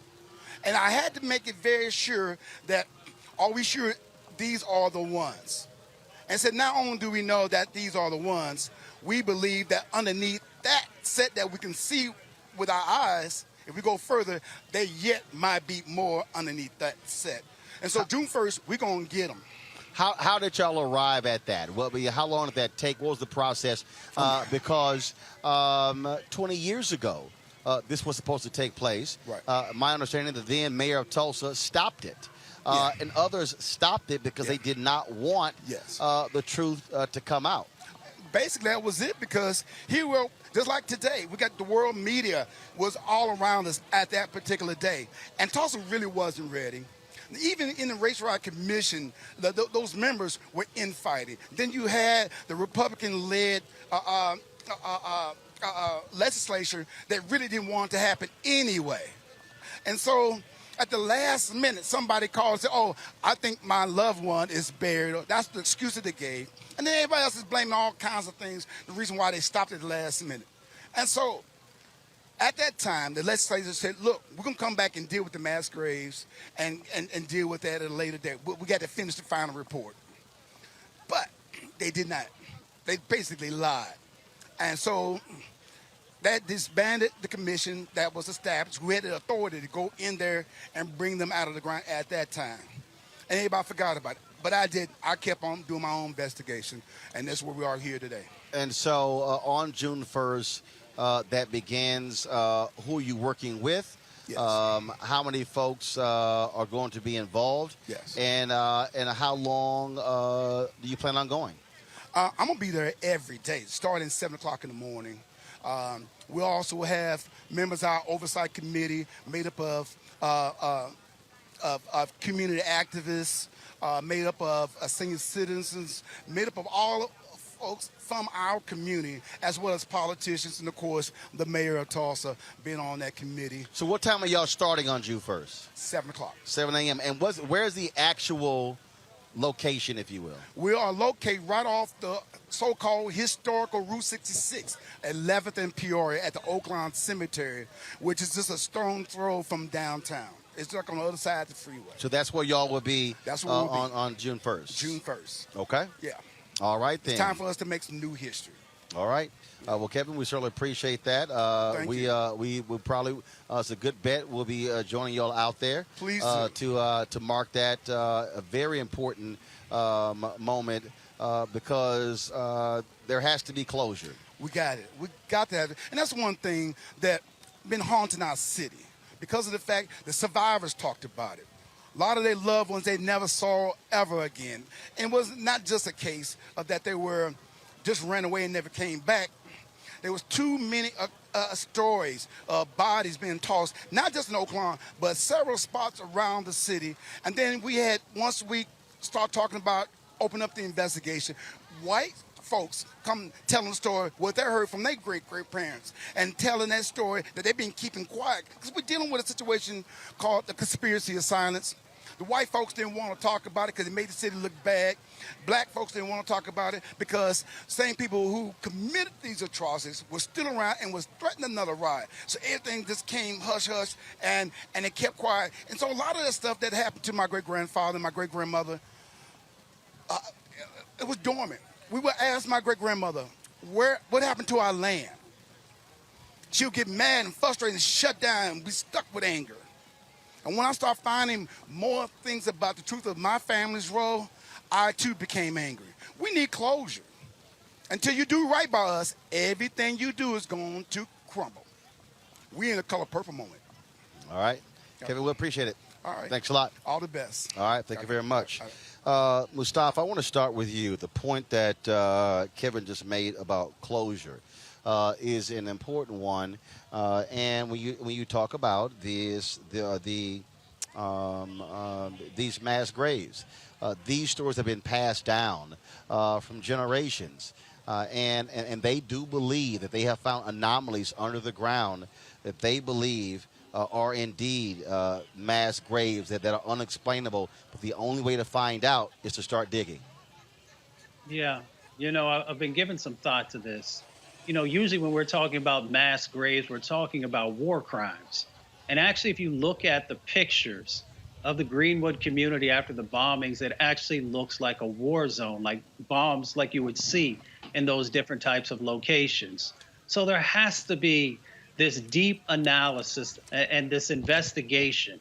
And I would even say, since folks have been timid or folks have not necessarily been supportive, and when I say folks, I'm talking about the state and the city there, then there may be a need also to have the United Nations to also take a look at these war crimes that have happened, these mass graves that are part of the process, to make sure that there's real authenticity in the fullness of the story. Because we have no problem in calling out things that happened in Cambodia, those things that happened during the Holocaust. Sorry about that. A couple of folks walked by. See when this stuff happens, you grab folks, they walking by. I want to get Brittany's comment on that. We're gonna prepare. We need to get our handheld microphone, and I want to interview a couple of people from Selma, of course, who've been involved in the Bloody Sunday event. So I want to talk to them in just 1 second. Brittany, go ahead. Yeah, I mean, Mustafa, you put it so excellently. It's quite frankly, I just don't think we're ever going to have closure until reparations are given, until the story is a national headline everywhere. It's taught in schools and given the necessary respect. And it is a war site as far as I'm concerned. It's a war on our community that continues to happen. And it's interesting how everything is really coming full circle, because not only are we really trying to emphasize, the story of 1921, but in 2021, we're still emphasizing that story, but by finding the people who have died here and allowing them to have the proper recognition and burials that they deserve, and allowing their families and their descendants to have closure in that way. Michael, your comment. Yeah, brother. I've been following these graves for a few years now, and hopefully this is it. Hopefully they can dig up these, find these remains, and also, there were probably at the bottom of the river, their bodies there too, because there were reports of seeing black bodies being dumped into the river as well. And then you had you had African Americans who fled Tulsa, who were wounded, who go into surrounding cities and die there as well, brother. So this continues, but I'm with Kevin. Until you do right by us, everything you do is gonna crumble. Everything we need to call on all the Orishas, all the ancestors. Till you do right by us, nothing you do is gonna succeed. Folks, I want to now introduce you to former state senator in Alabama, Hank Sanders. We talk about the Selma Jubilee. He and his wife, they were the founders of that. Every year we commemorate Bloody Sunday, and he's here. So, Hank, good to see you. Good to see you. Why was it important for you and your wife, Rose, why was it important for y'all to be here? The Tulsa Massacre had a profound effect on this entire country, and it's only now beginning to come to life.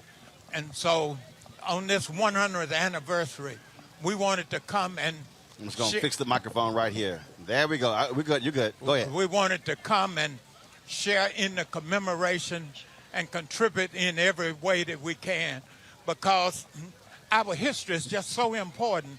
And this is a prime example of an important historical event that impacted African Americans that they tried to get rid of. Actually, they didn't just massacre people. They massacred businesses, they massacred churches, they massacred schools, they massacred history. And so we wanted to come and participate. I often talk about these events, and what I often say is that when we commemorate them, we have to understand that black blood has always been spilled in pursuit of freedom. Yes. We talk about Bloody Sunday is called Bloody Sunday for a reason.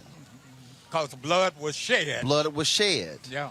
I tell people all the time, we can't talk about the Civil Rights Act, the Voting Rights Act, the Fair Housing Act without realizing that blood was shed. Absolutely. Here we are talking about in 2021 trying to get Congress to pass a George Floyd Justice Act. Blood was shed. Yeah. And the same thing here. And so it's been off.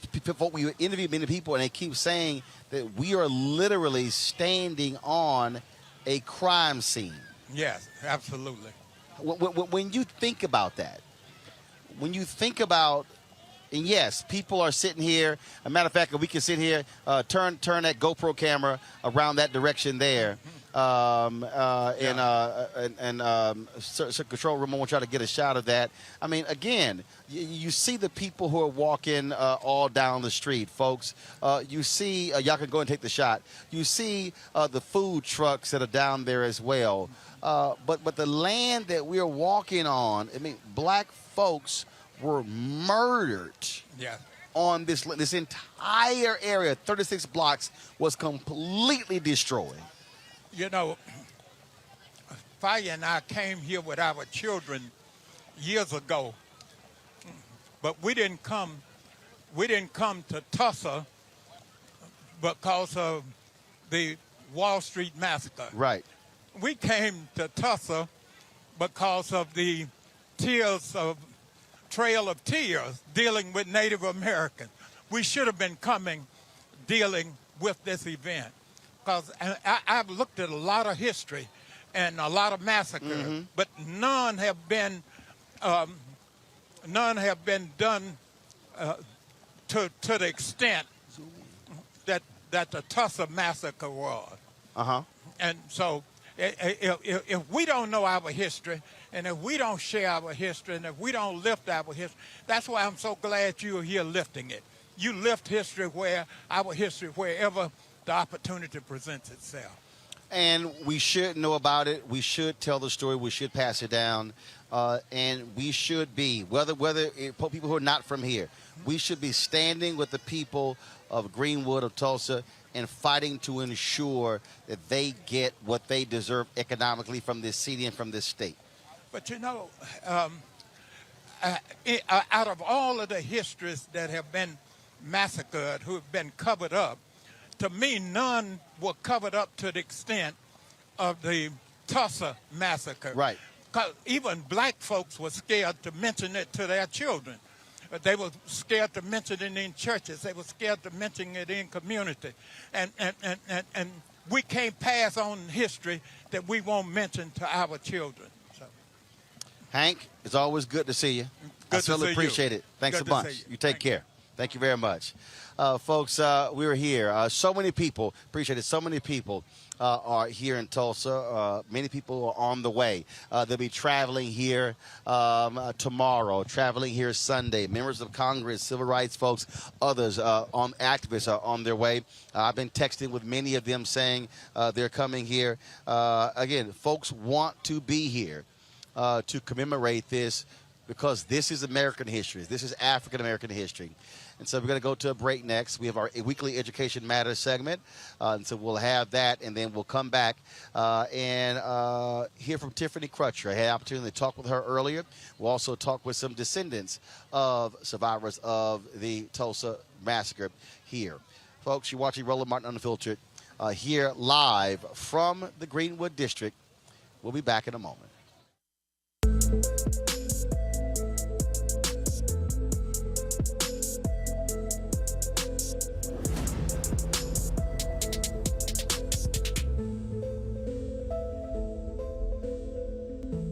When you study the music, you get Black history by default. And so no other craft could carry as many words as rap music. I try to intertwine that and make that create whatever I'm supposed to send out to the universe. A rapper, for the longest period of time, has gone through phases. I love the word. I hate what it's become, and to this generation, the way they visualize it. Its narrative kind of like has gotten away and spun away from, I guess, the ascension of Black people.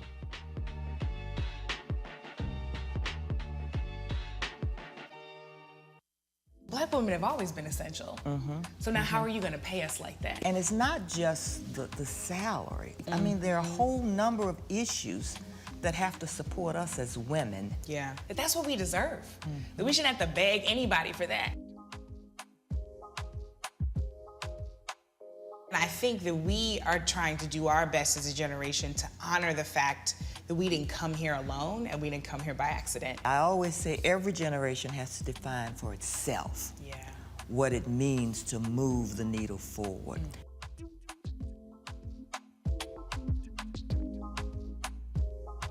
Hi, my name is LaToya Luckett. Yo, it's your man Dion Cole from Blackish, and you're watching Roland Martin, Unfiltered. Stay woke.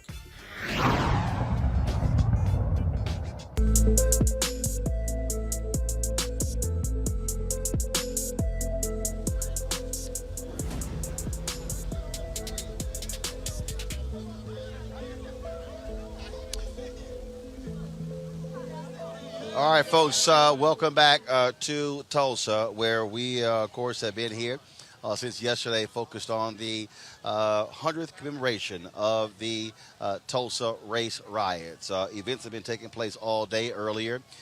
We, of course, participated in various sessions. We were live streaming that. If you want to see that, you can go to our YouTube channel to actually see that. Also, this morning we kicked it off with a march and parade that took place down this Greenwood Street. Again, you can also go to our YouTube channel and you will see that full event as well.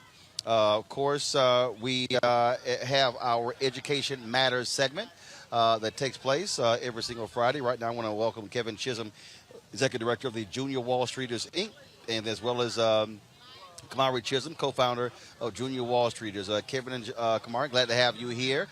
So first of all, we're talking about Black Wall Street here in Tulsa. So explain to our folks exactly what is Junior Wall Streeters. Yes, it's Kevon, Mr. Martin. I'm sorry. Okay, sorry about that. No, that's okay. It's such an honor to be a part of your show. And it's interesting, ironic that we're talking about Black Wall Street, commemorating them, because that's where we got our name. Black Wall Street of Consultation Services is how we started, and we wanted to pay homage to our community when we started our business.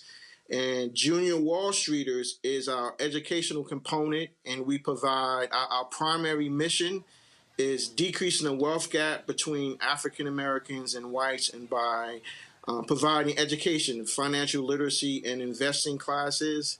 And this year we are also providing real estate, introduction to real estate, and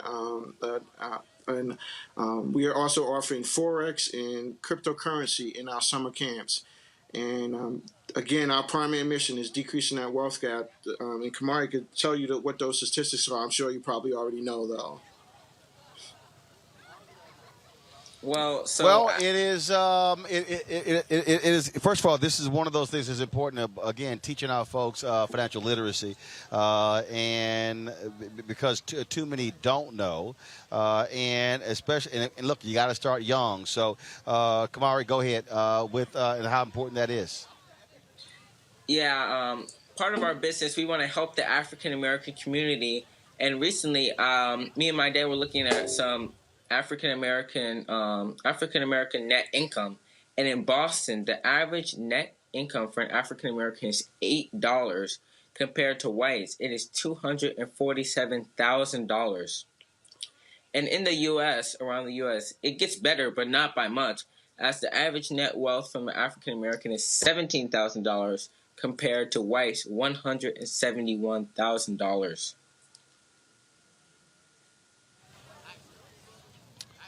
Well, first of all, that speaks a lot. So how are you trying to close that? So what specifically are you doing? Are you doing online classes, in person? What are you actually doing? So what we're specifically doing is we're offering online, virtual is online, summer financial literacy camps. There are 2 weeks. It's financial literacy and investing. And we teach the kids, our campers, about banking, investing in the stock market, budgeting, understanding credit ratings. And we do this for 2 weeks. And many of us are not familiar with investing in the stock market, and we want to start our young people as early as possible. Kamari has been investing since he was 11. So we want to share that knowledge with other kids. And last summer, with our first year offering the camp, and we had over 100 campers. And this summer, my goal is 200 campers. And we started off a little slow. So far, we have 50 campers, but we're going to move forward and provide this basic financial literacy education that our community needs. And again, last summer we had some great results, and we're just trying to change that. So we know that many of us don't have bank accounts. So we start off, our first lesson is teaching kids about banking. What is a checking account? What is a savings account? What is a money market account? What is a credit union? And we've been very successful in introducing our campus to this information. So you talked about the camp. First of all, is it in person or virtual? And how can folks sign up?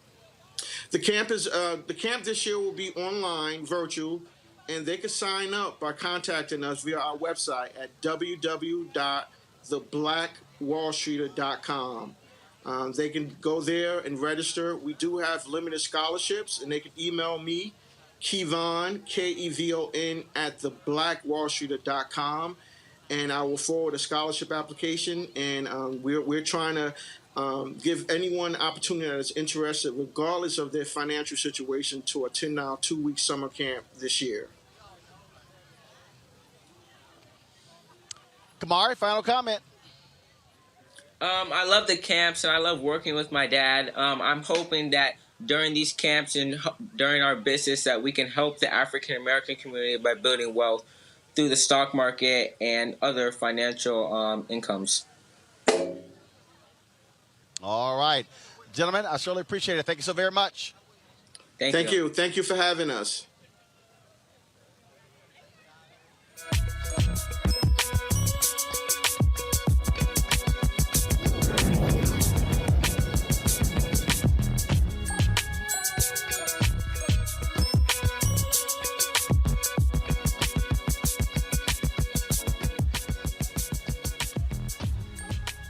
All right, folks, we want to thank, of course, the School Choice is the Black Choice for them being the sponsor of our Education Matters segment.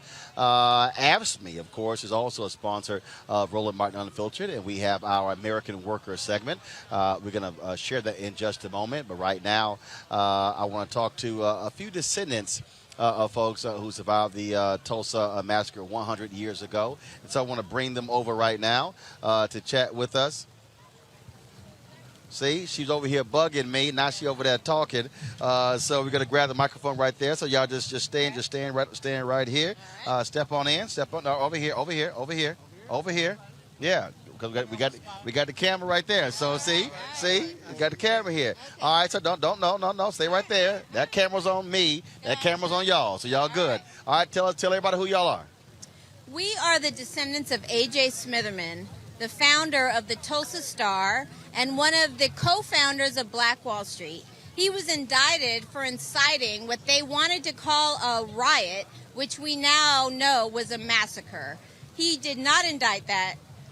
He did not incite that riot. There was not a riot. There was a preconceived massacre that occurred. And fortunately, our family escaped with their lives from a burning house that had been set on fire by the mob, who literally came into our family's house while they were hiding in the basement. Not our great-grandfather, who was out fighting the riot, but my big mommy and her family, our grandmother and her children had to literally escape a flaming, burning building of their house, and everything that we had as a family was destroyed in the massacre. So we are here to represent, not only to commemorate the people who lost their lives during the massacre, but also to represent and to celebrate what had been built before that, which was Black Wall Street, which is something that we all need to recognize as one of the biggest feats in Black history.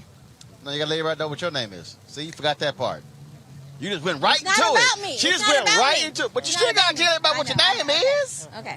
My name is Raven Magia Williams, and I'm the great-granddaughter of A.J. Smitherman. And this is my cousin. Seth Bryant. Pass the mic. I'm Montique Williams. My name is Marshall Taylor Fenty. So I'll start with you, and then we'll bring the mic back down this way.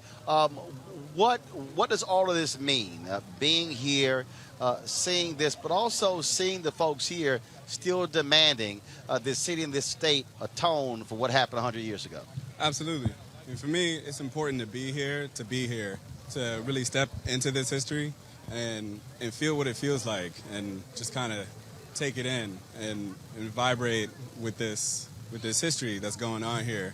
And to also just kind of represent the displacement that our family has had as a result of what happened.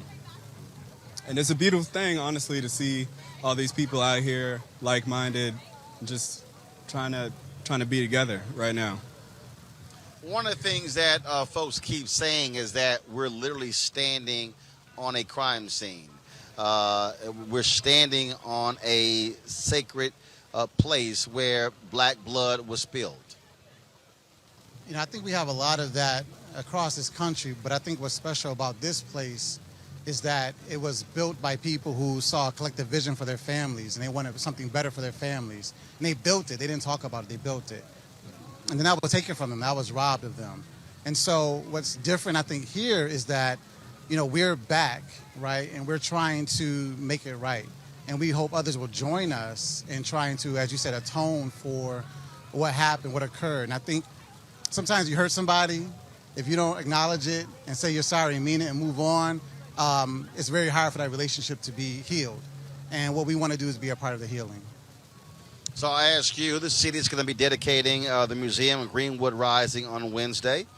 There are a lot of differing viewpoints. There are some African Americans who say they will never step foot in that museum because they feel as if the city, by building the museum, they think that's enough. And folks say that's simply not enough for the descendants like yourself and for the 3 remaining survivors.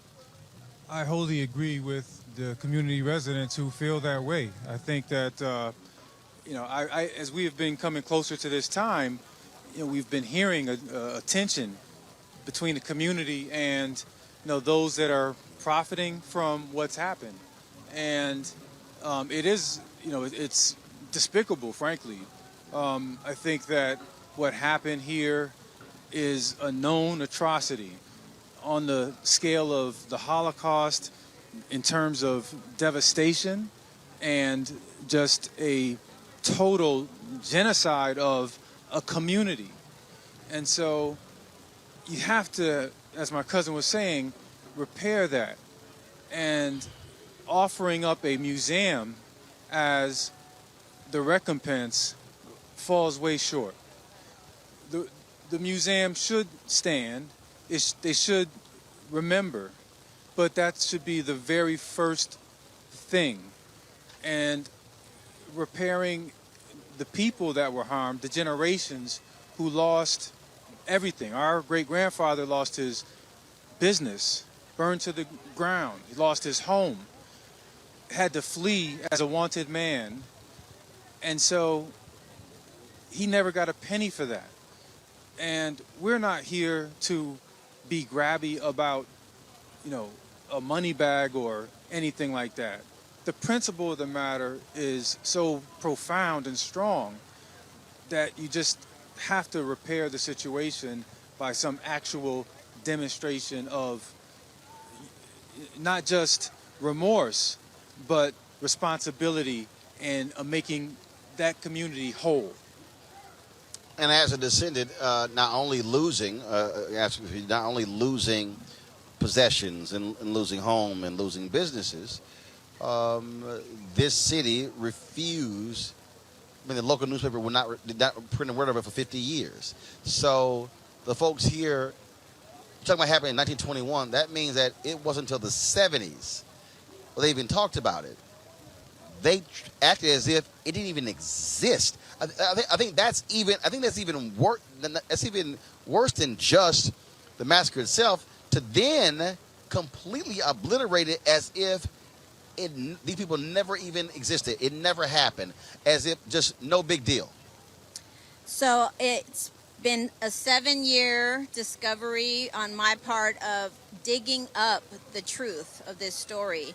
And in my research, I found that there was a absolute intentional committee that hid it from history. Their job was to hide the massacre from history, to make sure it wasn't in the schools, taught in the schools, to make sure that people thought maybe 20 people died when we know that it was over 300 people that died, to literally cover up this genocide, as my cousin called it. This is a Holocaust that happened in Oklahoma, and it has been intentionally covered up.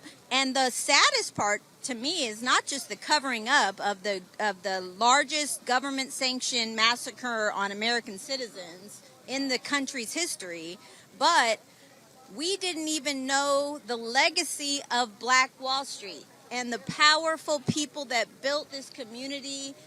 People talk about pulling yourself up from bootstraps. We didn't have boots. We got our boots from the West Indies, Africans that literally West Indians loaned black people in this town money to build it out. That's history that people don't know. People ask us, well, how come you haven't pulled yourself up from your bootstraps like other immigrant groups? Well, we weren't immigrants. We came from slavery. There's the post-traumatic stress. But also, those boots were burned. Absolutely. Well, I mean, they were destroyed.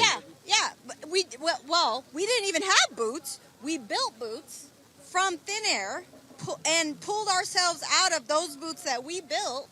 We weren't given our 40 acres and a mule, and we weren't given anything. We were not given what immigrants were given. And there were so many myths associated with what made Black Wall Street. Even to this day, some people think it's land that they were given. No, they weren't immigrants. These black people weren't given land in Oklahoma. They came from other places. O.W. Gurley, J.B. Stratford, they came from other places in America and bought land, and they just only sold that land to black people, and that's how Greenwood was built. So there are so many myths that need to be dispelled about our people, and there's just not the understanding of knowing that we not only pulled ourselves out of the ashes, but they put us back in the ashes 100 years ago. Well, we appreciate it. And here we are today, though, to remember and to say that, listen, we're here and we want to, participate with this community, and, the generations keep going. And here we are to reflect that. All right. We appreciate it. Thanks a lot. Thank you so much, Roland. All right. Thanks a bunch. Mustafa, there are a lot of powerful stories, what we just heard. And I don't think anyone who is watching this and listening to this is unmoved by any of these. Well, there are stories of survival. Of course, there's the trauma and the tragedy that is a part of the impacts that we continue to have to deal with, whether they're in Tulsa or in Rosewood or in East St. Louis in Illinois, or Elaine, Arkansas, or a number of the other locations that are a part of the Red Summer. But we also understand that if we are given the opportunity to rebuild our communities, not with things that, that we deserve to have the resources to be able to make our communities whole. We deserve the opportunity to make sure that our communities thrive. And both the federal government, the state government, the city government there in Tulsa, along with those corporations that may still be around that made money, those insurance companies or the subsidiaries that came into being afterwards, all have to play a role in the restitution and the reparations that are due to this community to allow them to be whole. Brittany, and again, I've talked to so many people, and we've talked to folks who are natives here. And when you talk to someone here who's black, who's from here, and they say, we were born and raised here, went to school here, and we never even knew this existed. Yeah, Roland.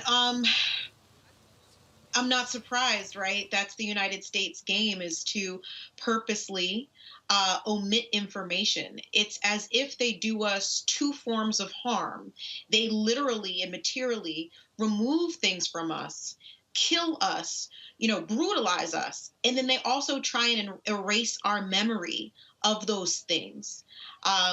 it's a shame, and it's part of a larger narrative and attempt by the U.S. government to ensure that our community and the larger community doesn't know the atrocities that they've committed on a federal level, on state levels, and continue to commit as they fail to give us reparations and true acknowledgement for the damage that they've done and allowed to be done to us. Michael. You know, brother, thanks for that interview, brother, with the descendants. That was powerful, what the sister just dropped on us and the brothers as well. You know, Dr. Tiffany Crutcher talked about having grown up there, and the twin sister of Terrence Crutcher, who was killed by Betty Shelby there in Tulsa, a police officer. Dr. Tiffany Crutcher talked about growing up in Tulsa and not knowing about Black Wall Street and the Tulsa Massacre until she went to college. And she said, people asked her, where are you from? She said, Tulsa. She said, oh, that's what Black Wall Street was.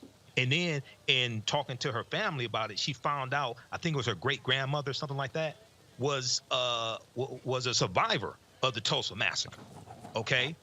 And they didn't know about it. So it was a concerted effort not to teach this history, but at the same time, brother, this ties once again into the history with Native Americans and Creek Indians.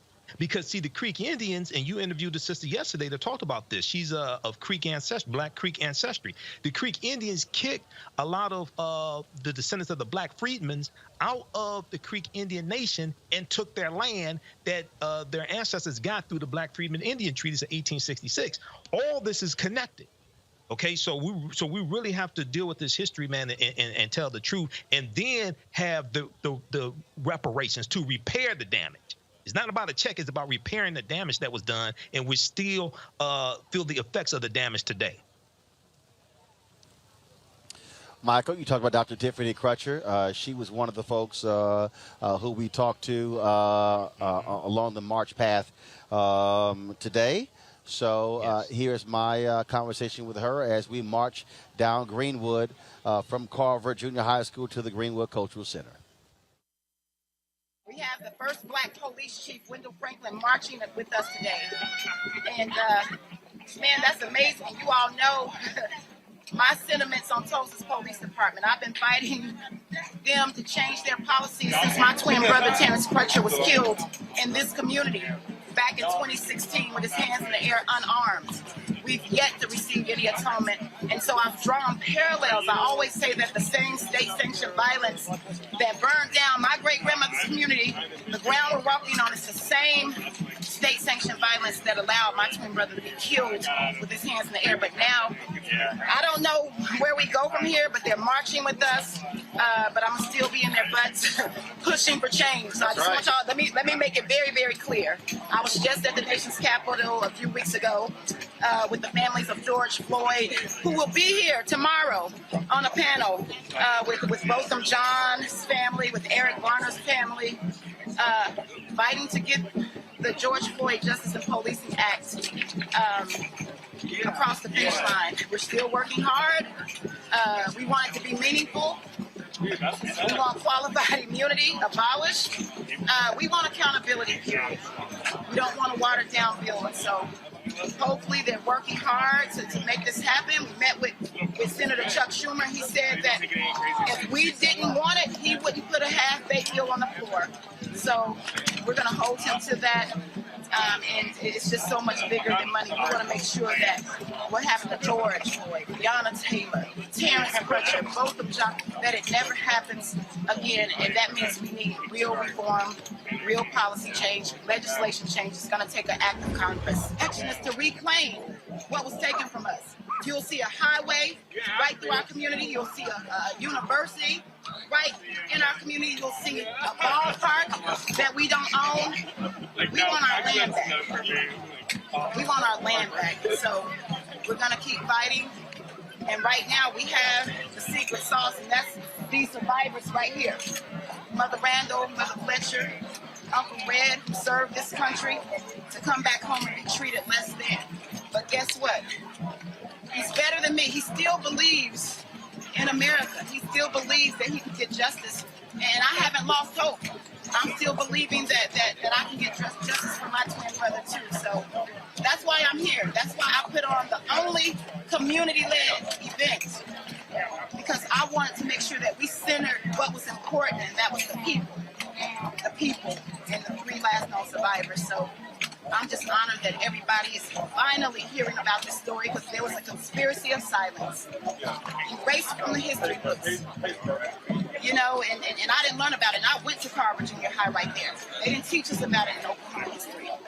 They forced these survivors into silence. And I'm so thankful that they are finally speaking out and saying, before we leave this earth at 107, 106, 100, we believe we deserve justice.